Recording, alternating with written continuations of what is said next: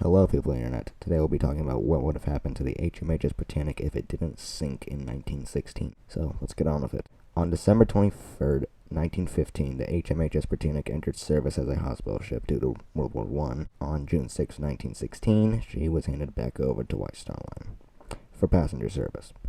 But just 2 months later, the Admiralty recalled her back into service. On August 26, she re-entered service as a hospital ship.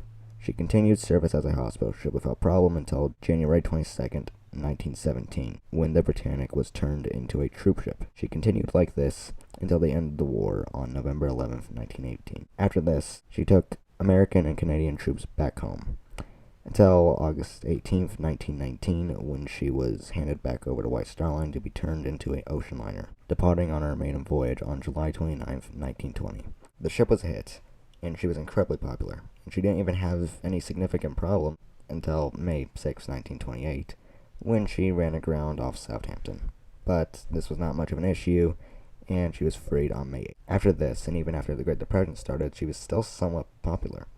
But on May 10th, 1934, the White Star Line merged with its rival Cunard to create the Cunard White Star Line. And most White Star ships were sold for scrap or sold over the course of the next few years. And the Britannic was set to be sold for scrap in 1940. But on September 1st, 1939, World War II started, and the Britannic was requisitioned on September 20th.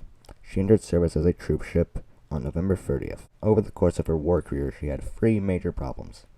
On February 12, 1942, her engines broke down.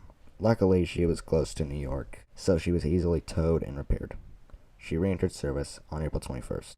On May 29, 1944, she was torpedoed on her starboard side and her midships. 2 compartments flooded. She fired her guns off in the direction of where the torpedo came from, and she continued on to Southampton. On October 16, 1944, she hit a mine below the forward well deck, but only 3 compartments flooded, and she continued to New York. The war ended on May 8, 1945. She carried troops back home to America until November 18, 1947, when she re-entered service as an ocean liner on October 28, 1948. But she was barely profitable, and on January 6, 1950, she was decommissioned and sold for scrap alongside the RMS Aquitania in February. Scrapping was complete by December 1951.